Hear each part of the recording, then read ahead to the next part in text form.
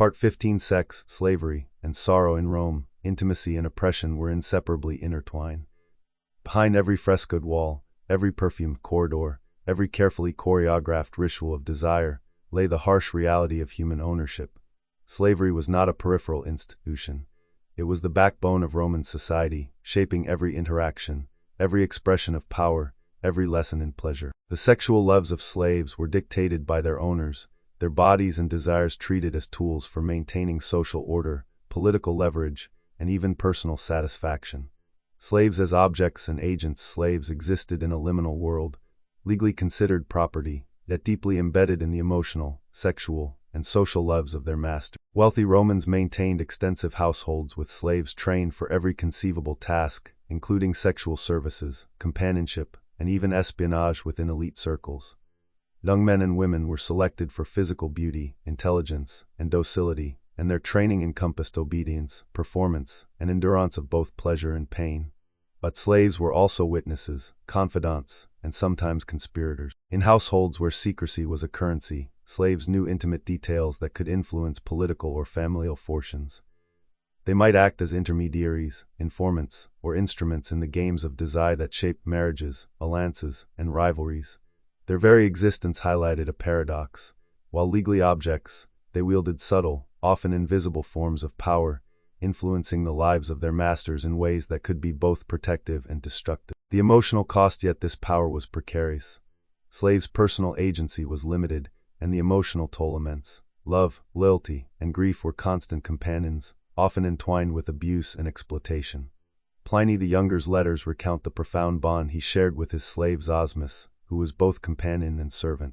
When Zosmus died, Pliny grieved openly, arranging a tomb that honored him as a beloved friend rather than property. These glimpses reveal that even in the rigid structures of Roman slavery, human attachment persisted, creating layers of sorrow, tenderness, and moral ambiguity that complicate our understanding of intimacy in antiquity.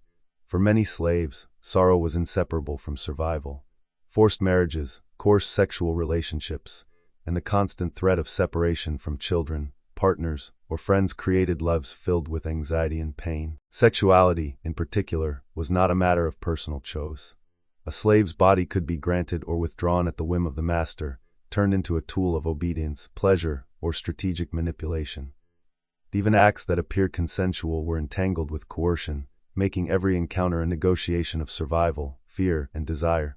Sexual violence as a tool. Literature and letters from the era hint at these complexities.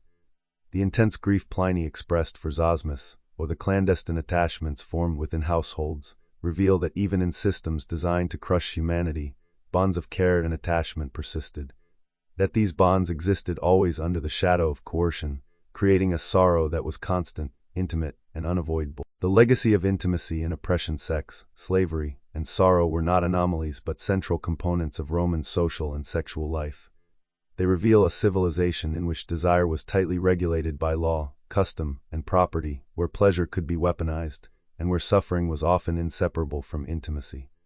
The echoes of these dynamics are preserved in art, literature, and the surviving records of daily life. Frescoes depict sexual encounters between slaves and masters, texts detail the emotional and practical roles of erotic servants, and letters record the grief and attachment that persisted even under the harshest conditions. These sources remind us that intimacy was never merely personal, it was a reflection of society's hierarchies, fears, and values. Conclusion. In the Roman world, sexual desire was a landscape mapped by power, obligation, and sorrow. Slaves bore the heaviest burdens, their bodies and emotions instruments of a culture that prized control, social order, and status above all. Love, attachment, and human affection survived these constraints, but always under the shadow of ownership and coercion. To understand Roman sexuality is to confront the inseparability of pleasure and pain, freedom and domination, intimacy and exploitation. As we reflect on these lives, preserved in letters, law, and the ashes of cities like Pompeii, we recognize a truth that resonates across time. Human desire has always existed within social and political frameworks, often shaped by forces far beyond individual choice. In Rome, as elsewhere, a heart could hope, suffer, and love but never entirely escape the structures that defined its possibilities. Some Romans deliberately transgressed these taboos, whether for personal gratification, political strategy, or ritualistic purpose. Public festivals like the Floralia offered sanctioned spaces where the boundaries of modesty and decorum were temporarily suspended. Citizens could observe explicit performances, indulge in erotic games, and witness behaviors that would otherwise be condemned. Such events served dual purposes, satisfying latent curiosity and reinforcing the knowledge of what was normally forbidden. By observing transgression in a controlled environment, Romans internalized both the thrill and danger of crossing societal lines. In literature and poetry, transgression was both entertainment and moral lesson. Satirists like Juvenal highlighted the excesses of the elite, mocking men and women who flaunted conventions of age, gender, and propriety. Erotic literature often blurred the line between fantasy and cautionary tale, depicting adultery, seduction, and forbidden liaisons while simultaneously illustrating the penalties for violating societal norms. In this way, literature became a mirror reflecting both desire and the consequences of transgression. Ritualized taboo religion in Rome also intertwined with sexual norms, blurring the boundary between the sacred and the forbidden. Certain cults such as those devoted to Cybele, Isis, or Mithras incorporated sexual acts into their rituals, sometimes employing sacred prostitution or gender fluidity as a form of spiritual devotion.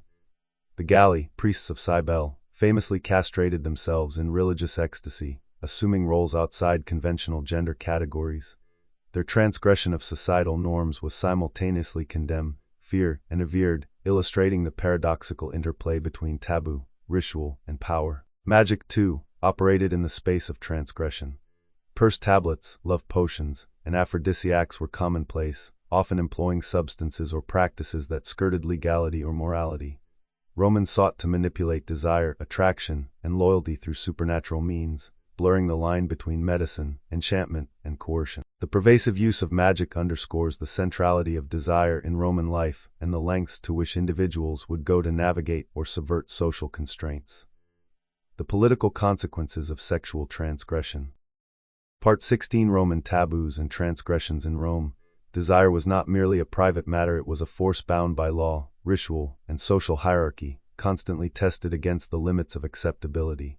For every sanctioned pleasure, there existed a shadow of taboo, a line that, when crossed, could imperil status, reputation, or even life itself. Transgression, whether sexual, social, or moral, was both feared and fascinated over, an ever-present tension shaping the intimate and public spheres of Roman life.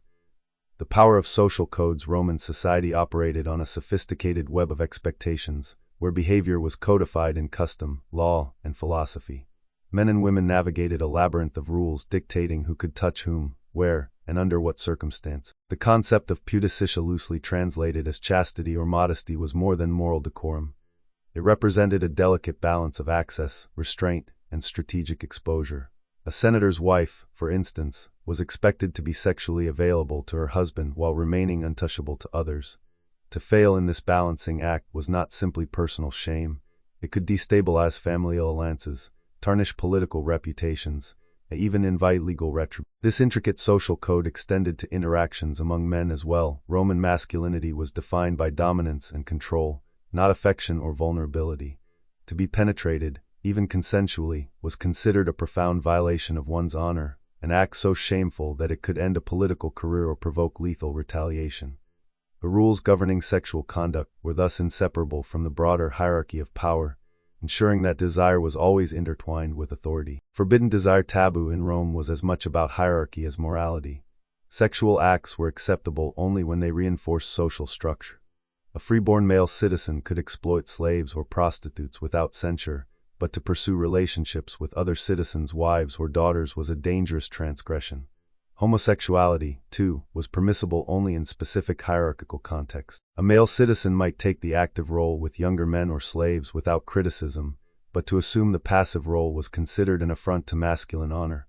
Allegations of such violations, whether true or fabricated, were potent weapons in political and social rivalries, capable of ruining careers and reputations.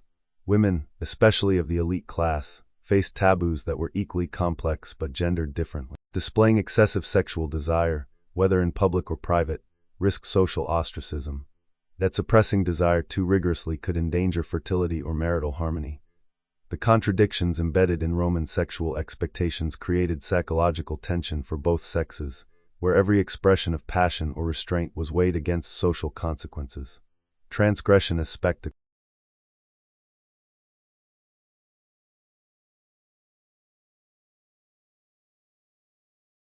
The persistent allure of taboo in Rome reveals the centrality of desire in shaping human behavior, culture, and society.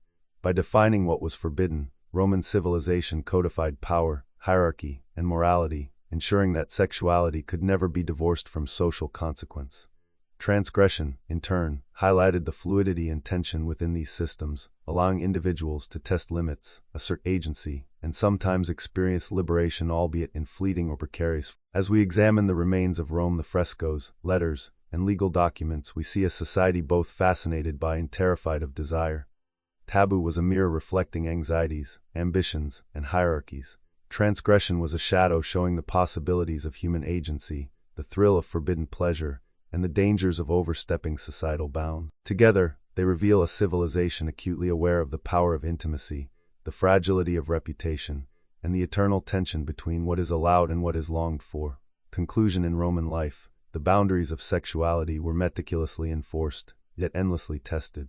Desire, power, and transgression existed in a delicate, sometimes violent balance, shaping individual behavior and societal structures alike. The very notion of taboo was inseparable from governance, religion, and hierarchy, turning acts of intimacy into instruments of control, negotiation, and sometimes rebellion. To understand Rome's sexual culture is to recognize that the forbidden and the desired were never separate, they were entwined, defining the possibilities of human action and the consequences of overstepping the invisible, yet omnipresent, lines of social. From elite villas to bustling streets, from sacred temples to private chambers, the dance of taboos and transgressions reveals the extraordinary complexity of Roman life, where pleasure was potent, perilous, and profoundly political. It is a world in which desire could elevate or destroy, reward or punish, console or torment, and where every act of intimacy carried echoes of power that reverberated far beyond the private moment. Sexual knowledge was thus a form of social literacy. Those who mastered it could navigate danger, exploit opportunity, and assert authority.